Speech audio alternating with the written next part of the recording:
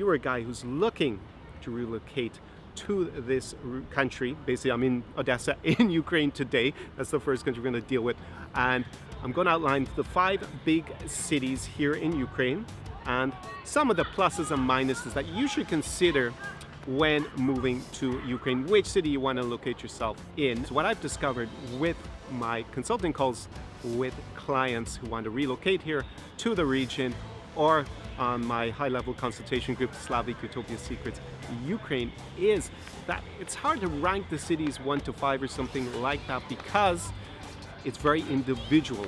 Like what one guy is actually looking for, he mightn't find here in Odessa, but he will find another city, and vice versa. So I'm gonna just a little bit of a primer video today in this Tip Thursday with me, Connor Klein. We're gonna go into the 5 big Ukrainian cities and what you should consider before picking which one or which ones to live in.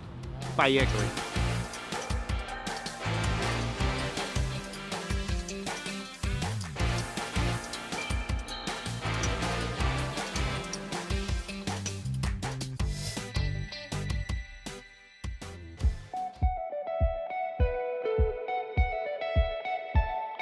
So let's start in the city that I am in right now, which is, of course, Odessa Mama.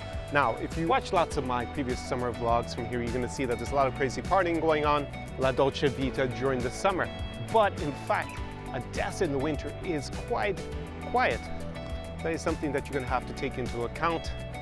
And it is actually a bit gray in the winter time, not quite the summer sun that you get here on the shores of the Black Sea. Now, bring up the Black Sea. I remember reading a book called The 4-Hour Workweek by Tim Ferriss, probably over 10 years ago at this stage. And he was describing being able to work from a laptop, basically the 4-hour workweek, from kind of an idyllic setting with the waves slapping at your feet, sipping on cocktails, and that was the way that you could set up your life to work. Now, if that is what you were looking for, then probably Odessa Mama is not the spot, because the water quality is not the best here. It's actually a little bit green, as you can see the water at times from the algae. Now, of course, the center city is quite historic and beautiful in its own way, but it's not that kind of Bali setting whatsoever.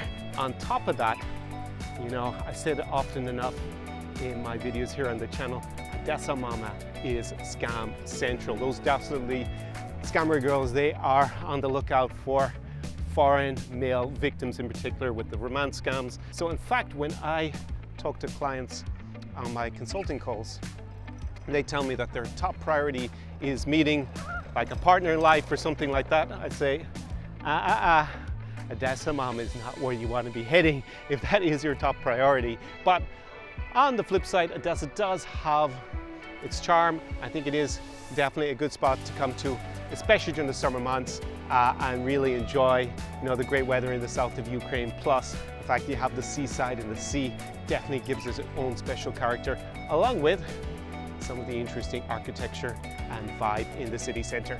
So let's go on to the next city.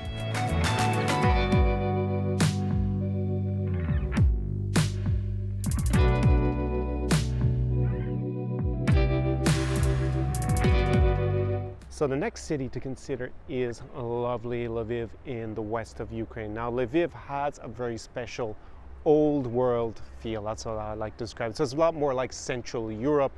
It does have common history with both Poland and Austro-Hungary. So that's not a big surprise. So it definitely gives a unique kind of feeling and charm that's more reminiscent of, say, being in Vienna or being in neighboring Poland. That said, even though it's a bit cheaper than Kiev and Odessa on the whole to live or to buy property, it is also a bit more conservative. People in general speak in Ukrainian, not in Russian in everyday life, so that's also something, if you've been learning Russian, it's not going to be super useful in a city like Lviv as opposed to here in Odessa. And the ladies of Lviv are not as renowned for their beauty. Probably I don't see any dodgy marriage agencies out there in the west, or very few of them anyways. They're all based here in Odessa Mama, or the east or the center of Ukraine. I have another TT about that, another Tip Thursday. I'll link it up above in the card if you want to see where the beautiful girls are in Ukraine. But that's Lviv, some things to consider about it.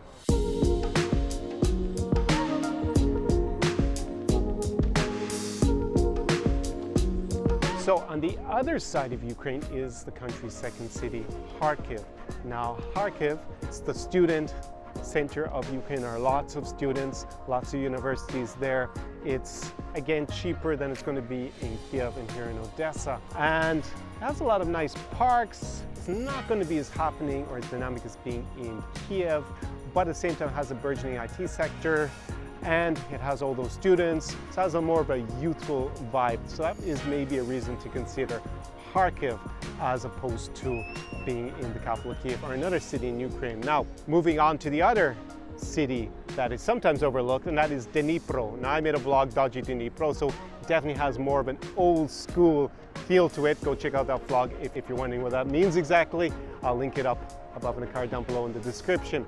It's about 1 million people city. It has had big investment. It's really been renovated, the center of the city. So it does have a lot of cafes, bars and clubs there that are all new. And it's actually one of the few places where you'll see foreign students. I actually bumped into a lot of them from the UK and the US. So definitely a different vibe. Now, it is on the river Dnipro, hence the name Dnipro. And there did feel like there was a bit of pollution. So I'm not sure if unless you're looking for that old school feel in a big city in Ukraine, that's probably where you're going to find it. But on the other hand, it is a little less developed than the other places.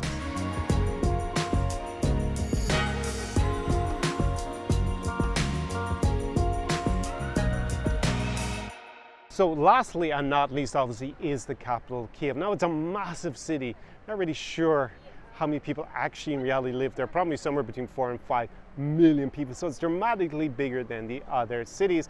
It's the cultural capital as well as the administrative capital. It's the business capital. It's where everything goes down. It's where people come from other parts of Ukraine to make their fortune.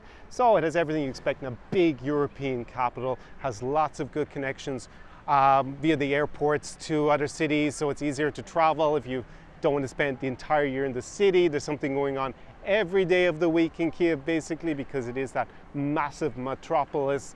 On the other hand, it has, by virtue of the fact, a lot of foreigners moving there compared to the other places, because it is that pulsating capital. And it is a European capital where, for example, the cost per square meter of real estate is a fraction of the cost of going to London and to Paris. You have a lot more foreigners moving there. Now, of course, the bigger city can absorb all that, but you're not really going to be as unique in Kiev. Actually, in Odessa, well, Odessa in summer, no, but outside of summer, you are actually a bit more unique here, I guess. But that's basically it. Because it's so obvious, there are a lot more foreigners going there. So some of my clients actually don't like that. They want to be somewhere where there are less foreigners. That said, overall, it is the place where probably 80% of my clients are deciding to settle in because there is stuff going on all year round, and it is a great city.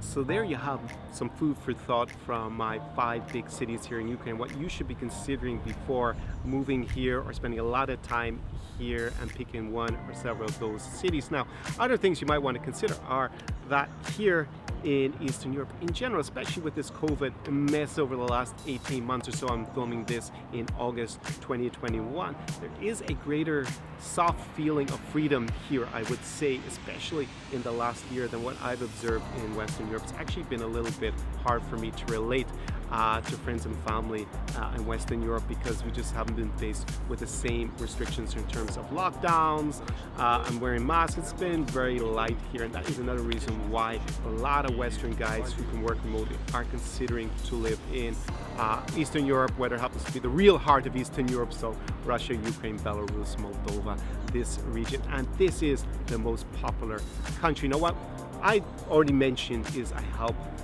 my clients in particular with my high-level concentration group, because not only you get to tap into me and all the information, you also get to connect with the other guys who have who are interested in coming here for 3 to 12 months a year. Some that are actually committed have actually already moved here and are living here and got their residency and now investing in real estate and whatnot. And that is a great network to plug yourself into, because as one guy said to me recently who had moved, he's a consulting client. He related a lot to my video, my former podcast about my previous podcast about being Billy nomads in how you want to avoid that, because that's how he felt when he came here. He was really looking for that community. So that's going to be down below. How I also help my clients is with my consulting calls. You might be considering, kind of have this particular situation, and I'm not sure if it should be Russia, Belarus, Ukraine, Moldova, somewhere else in the broader Eastern European region, or you really want to dive deeper than in this primer video and get down to which cities are going to be good for you, especially if you have a time frame of say 6 to 12 months. You want to spend some time in one city, another time in another city, and you want to get that combination right, really streamline this.